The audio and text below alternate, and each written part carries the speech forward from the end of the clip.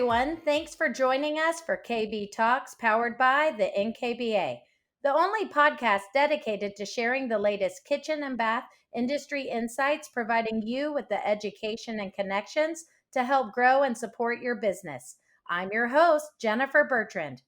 The events of 2020 have led brands, marketers, and designer remodelers alike to reevaluate their social media strategies and marketing campaigns.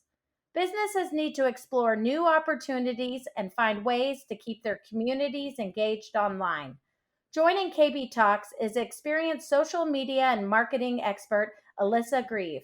As the Director of Content Marketing at Cambria, Alyssa will share her expert insight and expertise on retooling your social media and marketing strategy. Before we get started, here's a quick word from our sponsor. Are you a home repair or improvement pro looking to grow your business? Home Advisor can help. Here's how it works. Home Advisor matches homeowners looking for help with their projects with the best local pros in the area who can do the job. That means your business gets connected to new customers quickly and easily. Get started now and Home Advisor will help you find your next job. And be sure to ask if you are eligible for a limited time $100 credit when you sign up. Go to homeadvisor.com/NKBA offer. Again, that's homeadvisor.com/NKBA offer. Okay, let's dive in. Welcoming to the podcast, Alyssa Grieve. We're so happy to have you here with us today. I know you've been on the social media and content marketing team for Cambria for ages. Why don't you start by giving our listeners an idea of your brand experience?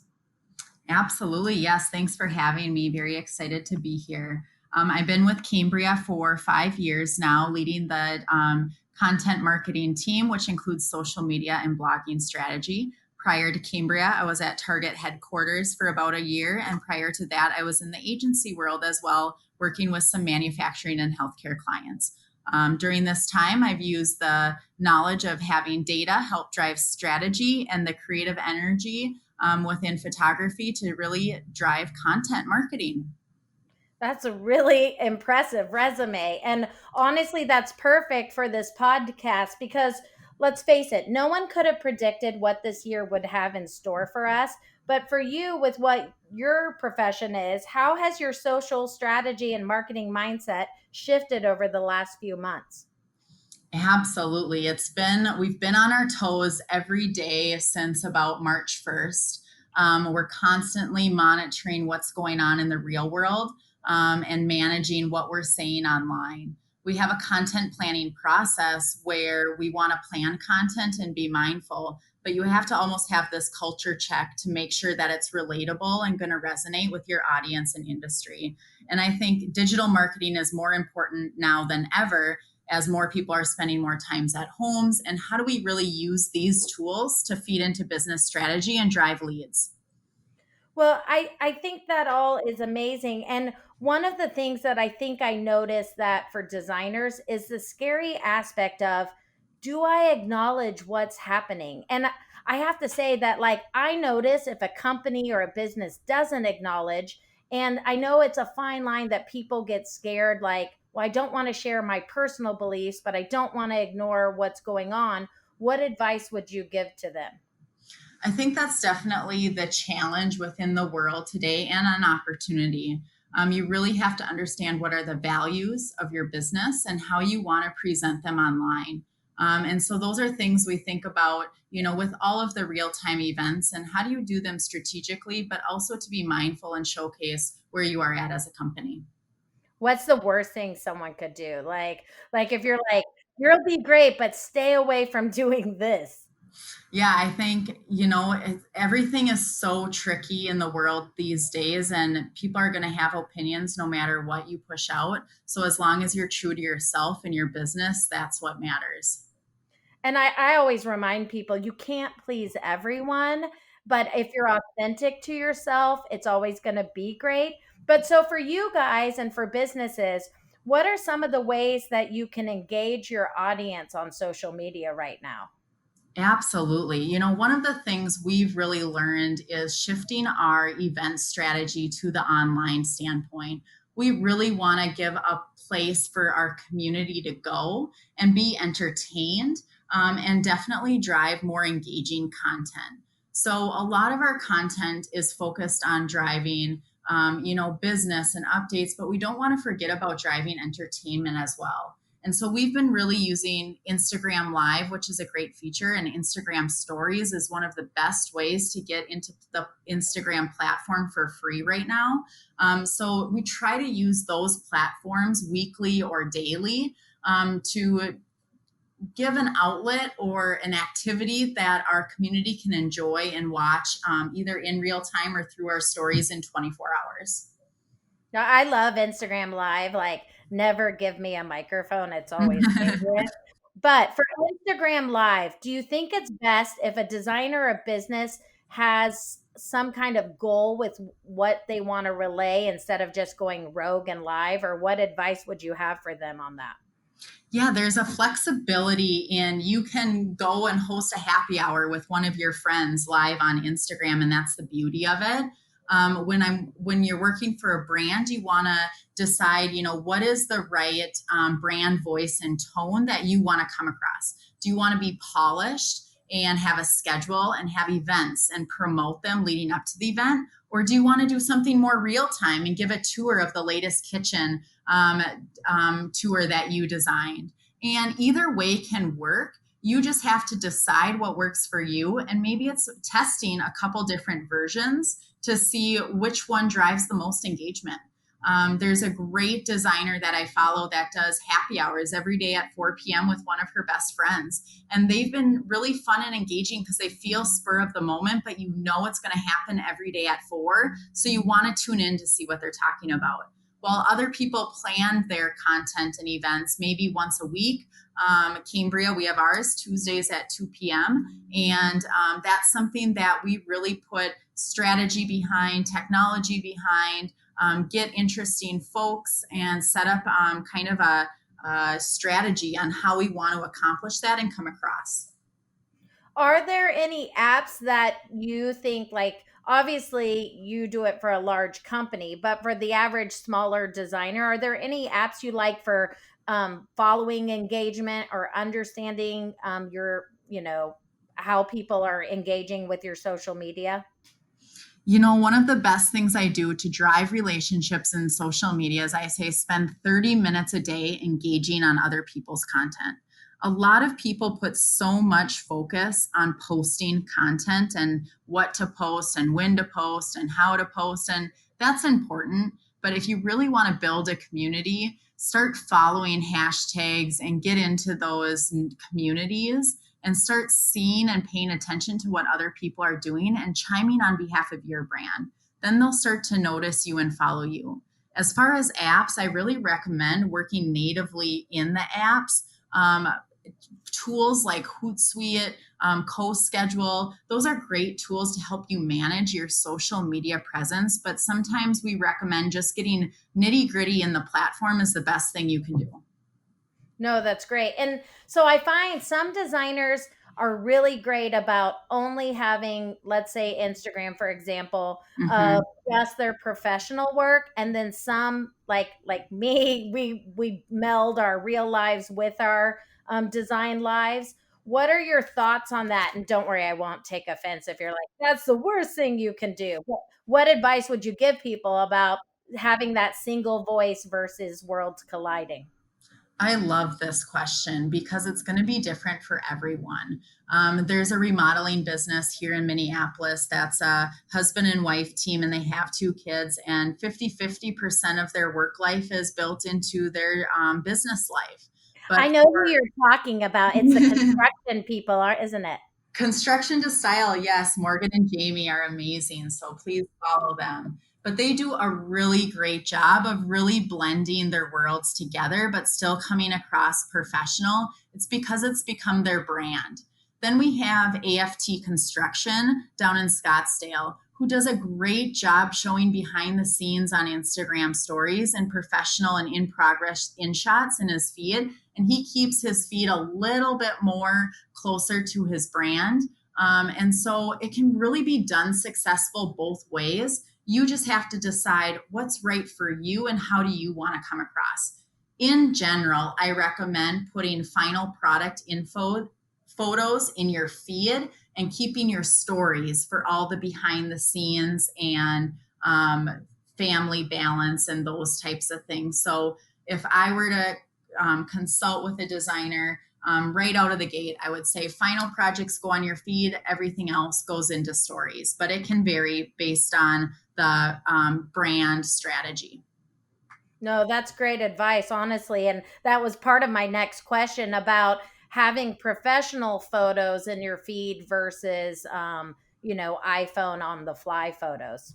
Yeah, I mean, some iPhone photos can be really good if you clean out the clutter, you have the right lighting and daylight, you have understand composition. The iPhones can be really great today, but I still say that everyone should get their final designs and final installs professionally shot. Try to get 8 to 10 pictures per room to give you enough content to make that content last a long time. Develop your portfolio on your website and create a blog post about it.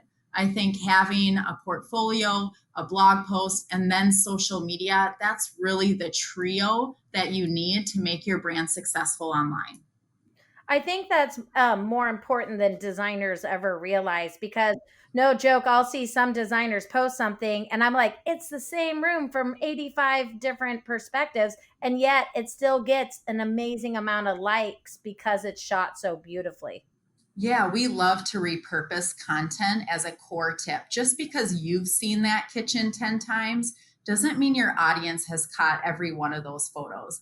So it's okay to share the same space, but a different angle, and then vary it in the feed. Maybe a project from 2 months ago you bring back next month and it will still perform well. That's perfect. But now let's talk about hashtags because obviously I think there's an art to hashtags, but what is your advice for people on which will pair better rather than, some people do list 50 hashtags versus 5 hashtags. What would you tell designers? Yeah, my first general rule is you don't want to come across too spammy or look like you're trying to build a community through hashtag spamming. So the number one thing I recognize is, use hashtags, but, I usually recommend 2 at minimum and maybe 10 at the most. That way, that shows you're trying to build a community, get into relevant hashtags, but you're not trying to spam everyone with that strategy. The next thing with hashtags is you don't want to shoot for the most high volume hashtags or the lowest volume hashtags. You want to shoot for the ones in the middle. Personally, I find the more time I spend on Instagram in the home and design industry, I find those hashtags naturally just by following the people I'm a part of. Then you dig into different hashtags and you find different communities. And that's how we identify what hashtags to look for. Bright White Wednesday was a big hashtag back in 2018 that we used frequently because it performed really well. Now, I wouldn't necessarily recommend that hashtag today, but those are the things that we think about and we use and when. Are there any new fun countertop hashtags that you're liking for people to take note of? I mean, I'm a huge fan of Domino magazine, and I think they do a great job leading the trends in home and design and featuring great quality interior designers. So I always love to stay in tune and follow their hashtag So Domino, as well as there's a couple other ones. How You Home, I really love to follow, and Handmade Modern Home is another great one where I find a lot of great designers, inspirational images, and those communities are strong, but somewhere in the middle. I love Domino. Everything about Domino says high-end design with a little eclectic twist of fun. So I love that. Now, let's talk about how other brands, designers, remodelers, whatnot, are always wanting to align with larger companies like yourselves. And obviously, the world has gone mad, so like collaborating has probably evolved. But in a normal world, what is your approach to working with businesses, and what do you all look for? Absolutely. The best thing you can do if you're a professional is look at the company you're trying to target. Look at their Instagram handle and their company hashtag. We monitor our company hashtag to identify user generated content of photography and designs that we want to go after and those installs that we think hit the mark of our audience. And so that's the best thing you can do. We always ask for approval on photography that we want to regram or share. And so we either ask over DM, over email, or try and get in touch with the phone and then go to the photographer to understand the rights if we go to that level.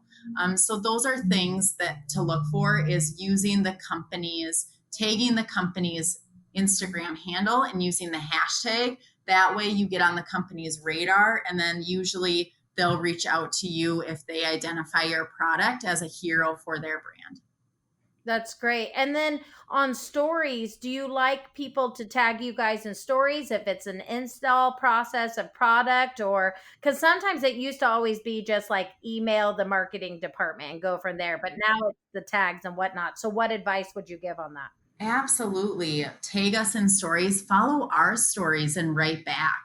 That's really where the relationship starts to build, is if you're commenting on our work, you're writing back to our Instagram stories, love this, I'd love to share an install with you. Tagging us in your stories, and so we can see that content. We're getting so much content.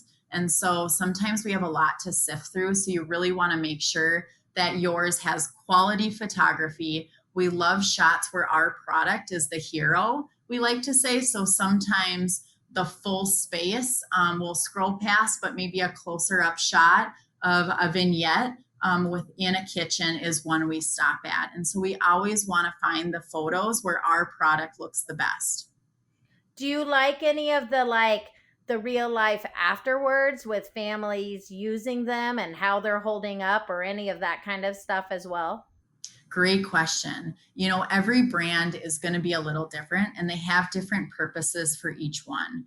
For us right now, our best performers are install shots without people. We did just test people in a blog post, and so we're looking to see how that performs. But typically, we don't lean towards lifestyle shots where other brands may. So look at their feed, see what they're sharing, and then try and emulate what is on their feed to have your best chance at getting regrammed. That's great advice, and I'm taking notes as you chat.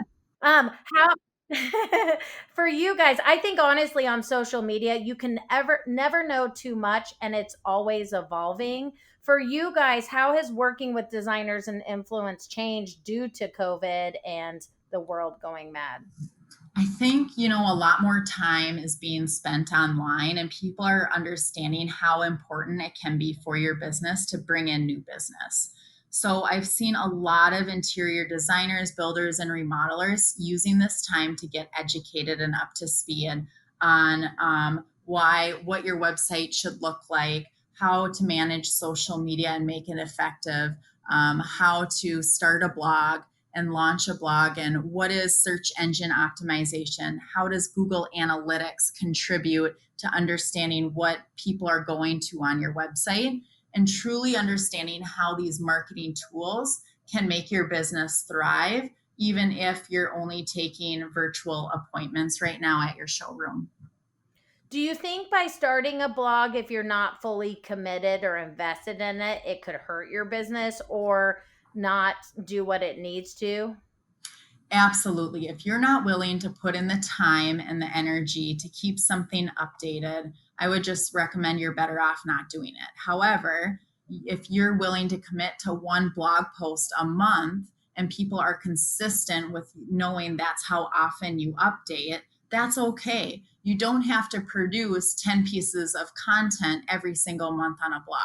But if you update it consistent over time, that is what your audience wants. And then for the listeners that are designers or remodelers who haven't gotten started on social media, what advice would you give them if they could get overwhelmed or wanted to start small? Great question. I am seeing more and more interior designers, builders, and remodelers these days hire out their digital marketing presence to an agency. So, for a small price a month, they hire experts that are able to transform their digital space to really match their brand within a month or two. And by doing that, you're able to take the pressure off, but hire experts that know their stuff to be able to take you on that journey and either help manage your social media, look at all of your photography, and recommend which images would play best to represent your brand and how to really effectively manage those things. So that's a big change that I've been seeing in 2019 and 2020 that I think is a really good change. Well, and I think it's like design dating. It's kind of like when we designers find clients, you need the right fit that tells your story. But for like hiring an agency, wouldn't you say it's probably best to find one that you felt got understood your voice? Absolutely. It's the same thing with hiring a photographer to capture your final photos as well. It's a little bit of that dating game where you want to reach out, you want to meet them, understand their style. It's the same relationship with an agency. You want to understand what their pitch deck looks like, what other clients they've worked with, have them walk you through the process of how they do it and how they've worked with clients. I think all of those things are going to take a little bit of time to make sure you find people you trust, that you want to build the relationship with for the long term, not just a quick check mark on the to do list. And how long should they give a company a chance at like making an impact on their social media before they decide it's not a right fit? Great question. And this is definitely going to vary. I would say, you're going to get a good feel within the first 3 to 6 months of whether you like the relationship or not. And then you have to decide, is this something I want to coach and I really like what they do, so I'm willing to build the relationship? Or is this something that you say, you know what, thank you for your work. You did a great job on this project, or I'm not satisfied with this project. I'm going to look to take my services elsewhere. And I know probably every designer or business listening is like, "Ooh, that sounds lovely, not doing it myself." What on and I won't hold you to this, none of us will, but in terms of a cost, like I always compare things Target, Macy's or Gucci. Like is it a Gucci service? Can you find a Macy's and or are you like, you get what you pay for when you do this? Yes, you definitely get what you pay for when you do this. I would say there's definitely a low end range, a mid range, and a high range. And that's why it's best to talk to a lot of different people and get referrals, and research them online. Pick out your top five, then narrow it down to three, set up meetings with those three, and really analyze what they're going to do for you, how you felt about the relationship, and then the investment at play. That's great advice. Obviously, you're very experienced in what you do. And I would I have to acknowledge that you're currently working at Cambria. Is there anything exciting we should note of what you guys have coming around the corner? Or is it follow us on Instagram and watch? Yeah, absolutely. We have some really exciting things coming down the pipe in the next week or two. So please follow us on all of our social media accounts. We launch 4 blog posts every single month. And so we constantly have new blog content coming where you can learn more about designers or projects or see unique Cambria installs. And we're talking more about fabrication. So that's really exciting too. But within the next 2 weeks, pay attention to our Instagram account and you'll see some big news. That's perfect. And I have one last question because I'm like, oh, all of this knowledge in one spot. Are there any platforms that you would say, hey, focus on this over that? Or is there any advice you would give as a final hurrah covering social media? Yeah, we really see Facebook and Instagram as really powerful platforms, but also Pinterest is a great platform as there's a lot of people in the industry planning on that platform. So that's a fun place to be in. And then House is really like a secondary website, although they launched a new pro program this year that's definitely worth checking out. So start small, get one platform down to a T, and then start to navigate others. It just takes time. You're in it for the long haul, and it's not going to happen overnight. But with paying attention to it, building those relationships, the community will come. You're amazing. We appreciate you letting us pick your brain and ask these questions. Is there anything else that maybe I forgot to ask? I don't think so. I really just, one of the things that I love is using data to help you make decisions. So, understanding how your website is performing is one of the core recommendations we like to make, and making sure you have Google Analytics on your website, and then understanding where people are clicking and why, and then create more of that content or more of those installs that people are clicking on. And you start to learn a little bit about your audience that way. So, by looking at the data and being familiar, you can really help drive and elevate your marketing strategy. And if it freaks you out hearing all of that, hire it out, and that makes it a lot easier. Absolutely. You got it. Alyssa, you're amazing. Thank you for taking the time to talk with us on KB Talks. We appreciate you being here. Awesome. Thank you so much for having me. I enjoyed it. And everyone else will have new episodes of KB Talks coming your way soon, so make sure you are subscribed and stay tuned. Please be sure to send your feedback to nkba@flyingcamel.com, and remember to take a moment